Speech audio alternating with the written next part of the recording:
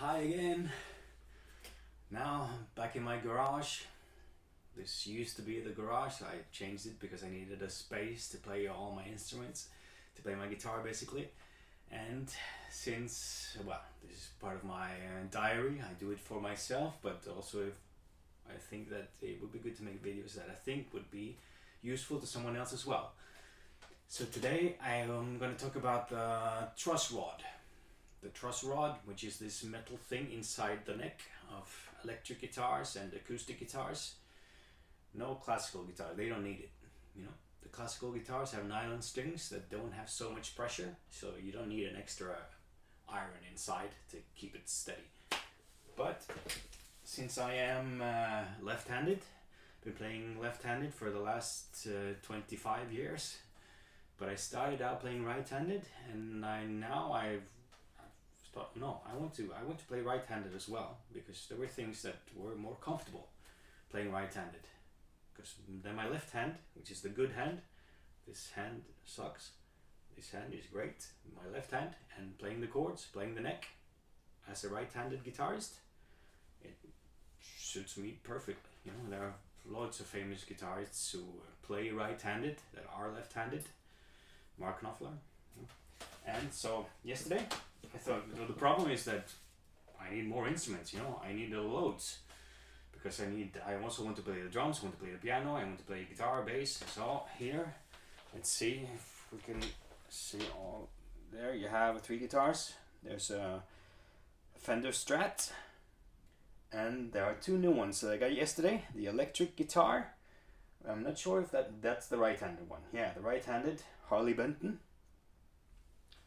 Thank you, Harley Benton, because you're making this possible for me. Because you get great instruments for 150 euros. You know, this guitar, I guess it was 159. I'm not sure. And this one, the acoustic with the electroacoustic, was 170 something. And another one exactly like this one, but left-handed. I have it here. Also 150. You know, you can buy this guitar. The Fender Strat is a 78 model. I'll show it here.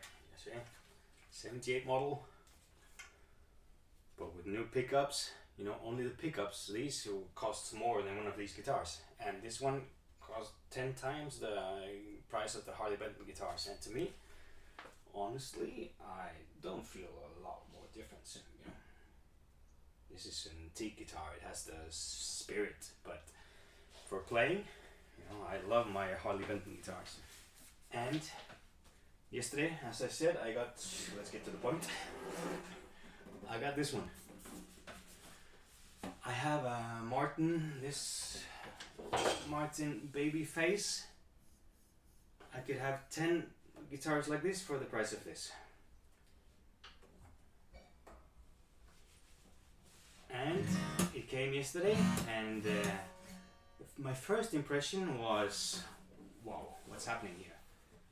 Because you can still hear it. There's a bit of fret buzzing. I may have to adjust more, but yesterday these notes, they didn't sound at all. You know, it has tuned down, so I tuned it up, and as I now also like to sing, I like to sing with traditional songs, pop songs, country songs, rock songs, but I'm not a tenor, I'm a baritone, and I tune the guitars down. So this one is just half toned down. This is a Hendrix tuning. For the tuning, I use the Poly tuner, which is a great tuner, recommended. But when I don't have it around, I also use my mobile, you know, the tuner. It's free application and it's worked perfectly. No problem at all. But then I got this guitar, I tuned it up, and I couldn't hear. These notes were not sounding. Not sounding. Out there's also. And together with the guitar, this cheap guitar came also an Allen key and an extra bridge, an extra one of these pots, and This Allen key is for adjusting the truss rod, the metal piece inside the neck. You reach it on these acoustic guitars. Normally they are in here. In the electric guitars, it's up here, but it works the same way. You know? Just to find the place. To be able to turn, I loosen the third and the fourth string. But then I was not sure why. What do I do it? Because when you have fret buzzing and there's a note that doesn't sound, it's because the neck is point backwards. Huh? It's the other way around. Forward, there's too much space in between the strings and it's more difficult to play. It also might get bad intonation because if the neck is bent this way, the string gets shorter, so then it doesn't get in tune when you play up here.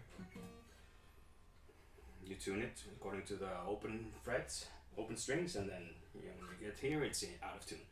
So the neck needs to be, when you've strung up the strings, tuned it, the neck should have a little bent forward.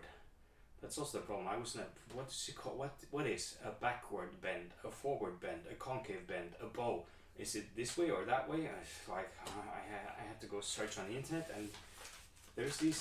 The only bad thing about this guitar, well, the good thing is that there are instructions of how to adjust the truss rod.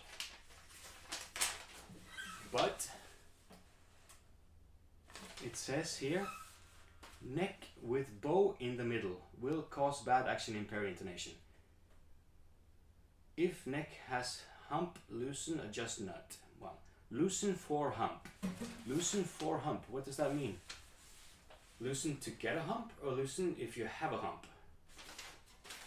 And then it says tighten for bow. Tighten if you have a bow, or tighten to get a bow. Oh, maybe it's my English, but I didn't understand it. Then I searched the internet, and after loads of, they all put different names on it. But I found one sentence putting it very clearly. The truss rod is to prevent the neck from breaking or bending up. You know, a nylon string guitar doesn't need a truss rod because there's not lots of pressure on nylon strings. They're plastic nylon. But the steel strings, tune it up, and it's a lot of tension, so it's pulling the neck this way. You know? So if you didn't have the truss rod inside, the neck would be like this, and it would be like an archer's bow.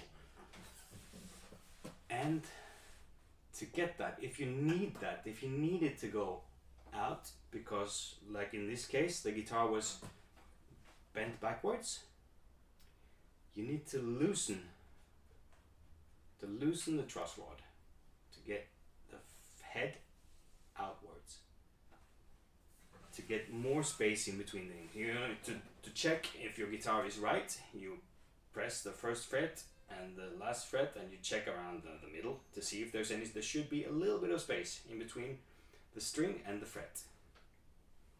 You know, what they say normally, easiest way to do it is to put a capo, then you have this one pressed, and you just press one here, and you look. You can push it, and now I have a millimeter in between. It does react when I press like this. You know? There's a tiny millimeter in between the string and the frets. Because now yesterday when I finally figured out how to, I adjusted the truss rod so the truss rod was released, and the pressure of the strings pulled the neck in front.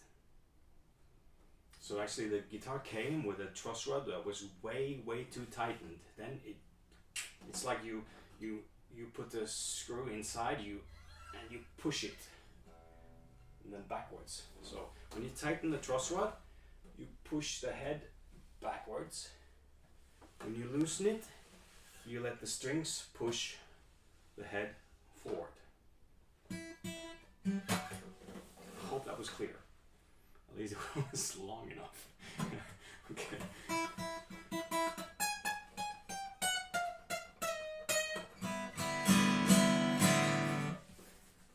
But to the other fact, this guitar, made in China, but it's brilliant. You know?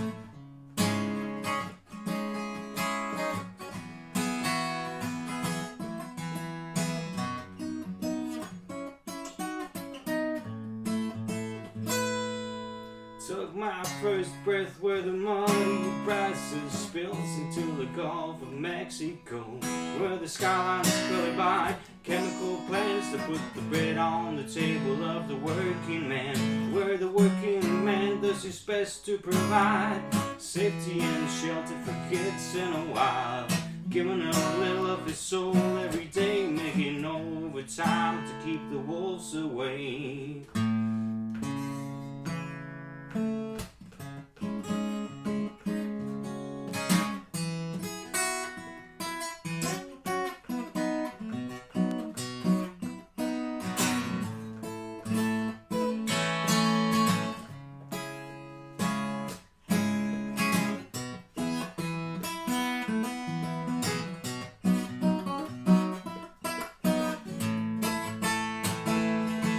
I was barely 13 when the company man tried to dig my daddy's grave. It happened on a French-owned tanker ship, spilling poison in the Galveston Bay, where the liquid fire filled his lungs and his eyes, silenced any mortal cries.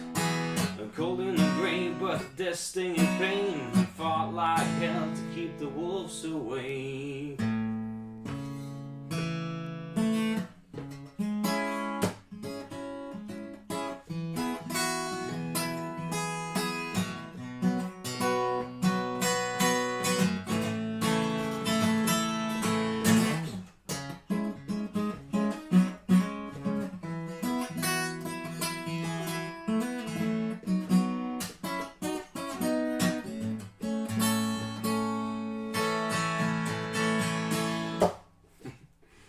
Sounds nice. It doesn't cost anything.